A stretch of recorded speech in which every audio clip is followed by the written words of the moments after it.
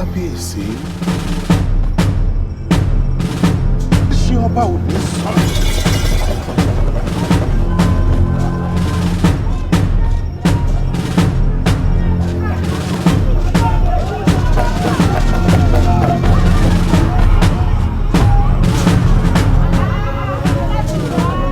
Elesin tí kò lọ kò sóhun tó tọ́. Ògbékú ògbéyẹ̀kọ mú máa jẹ mú ṣe o. Iyaloja kìlọ̀ fẹ́lẹ́ṣin kò sóhun tó tọ́. Àmọ́ ẹlẹ́ṣin kò lọ torí ayé kò lò. Lórúkọ ní kò jà mí lólè rẹ̀ padà. Ìwọ ẹ bọ́ra ìlú aláìlórúkọ yìí.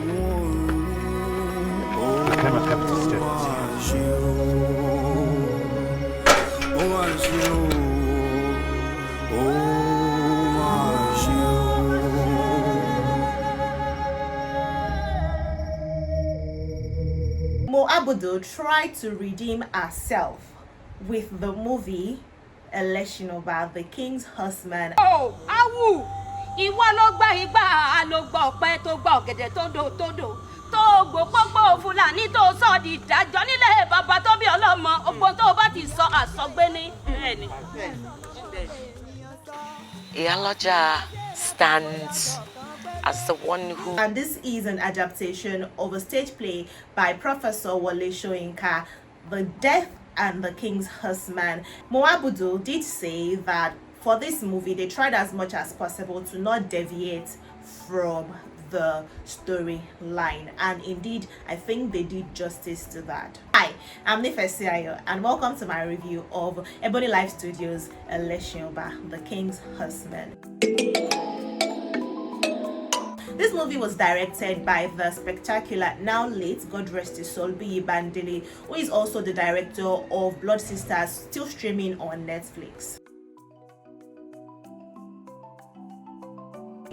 This story follows the life of the King's Horseman, played by Odunlade Adekola, who has to perform a ritual suicide in order for the soul of the king of the Oyo Empire to actually rest in peace. Basically, that is all that this movie is about.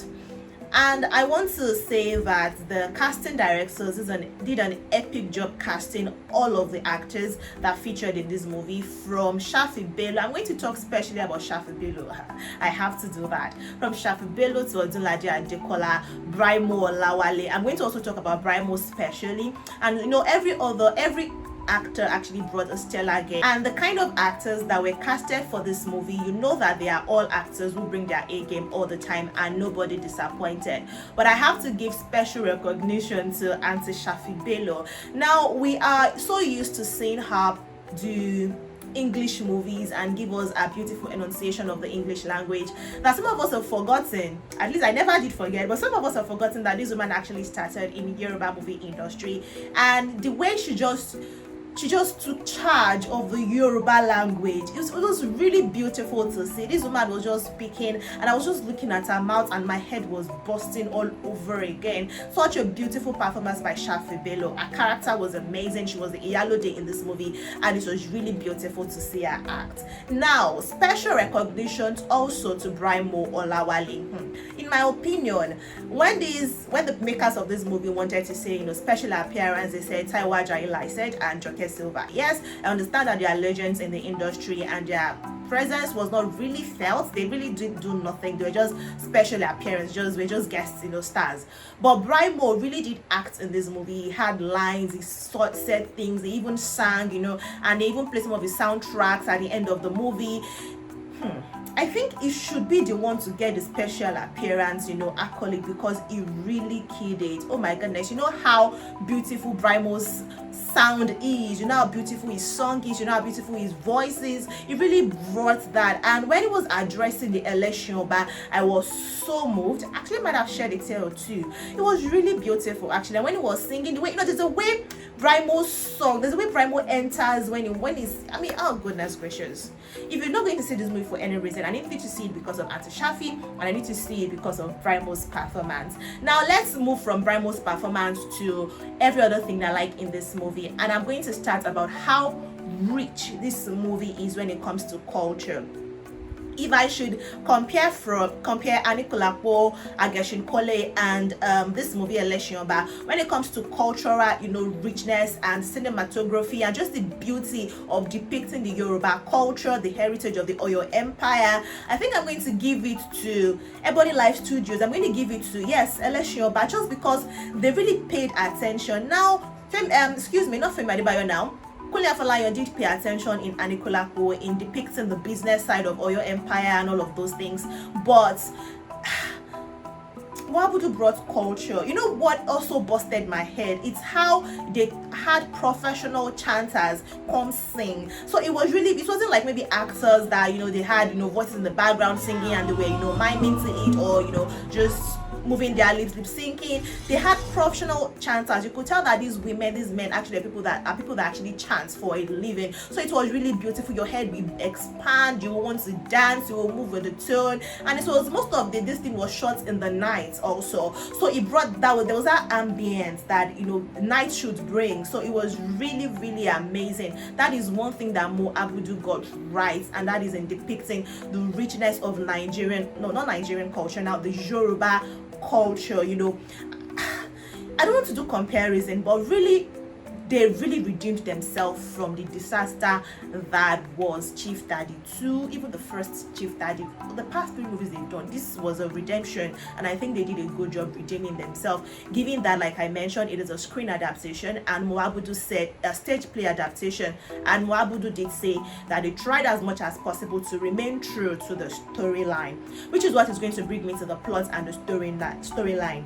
Of course, personally, myself, I don't think I can fault Professor Wole Soyinka's work. It was the one that wrote the story, and Professor Wole Soyinka gives us amazing stories, and the storyline was actually beautiful. The plot was beautiful. It was it all came together, and there was a lesson to be learned also in the story. I think this is a movie about greed, how greedy man can be, how greedy human can be. You have such huge tasks, that have so much spiritual implication, but you let your greed come in between you and the goal, and following your king, even though you say that you have the willpower and the desire and want to do things for your king. And then a little bit of incest. I wouldn't call it incest, but it's just greed. And I don't know, the storyline was beautiful, but the ending was the part that had a lot of persons in the cinema ease. A lot of persons were like, oh my goodness, it's like I really sat till the end of the movie, and some persons were like, oh my goodness, I wish I had waited until this movie was on Netflix to see, because it's going to leave the cinema soon once they start streaming on Netflix. A lot of persons were like, I'm just going to go download Brimo's song. Like I mentioned, Brimo did kill it. It was a highlight for me. Shaffy Bello also, but Brimo really did bring his A game, And a lot of persons were like, I'm just going to go download Brimo's album, Brimo's song. I just love Brimo's performance. The ending of the story makes you feel like there is more to it. But I can't fault Abudu Ebonylife Studios. Like I said, it is the story, and the story was a stage play. So they didn't have enough time to really fledge the storyline, because it was a stage play. Then they had limited time on stage to show it, and then now that they adapted, it's just a 1 hour 30 something minutes movie, so they really couldn't do a lot of things like I would have loved for them to do in the movie. But this is a redemption. Abudu indeed has redeemed herself. But for everybody that wants to see this movie, I have 2 questions I would love for you to answer. First off, I want to ask Omawumi Dada's character. I want to ask what you think, what you feel about what she did. Personally, I think because she did some things, and I think that her parents, I wouldn't allow my child to do what Omawumi Dada did, because I feel like if they had not allowed it, maybe Elesin Oba's fate would have been different.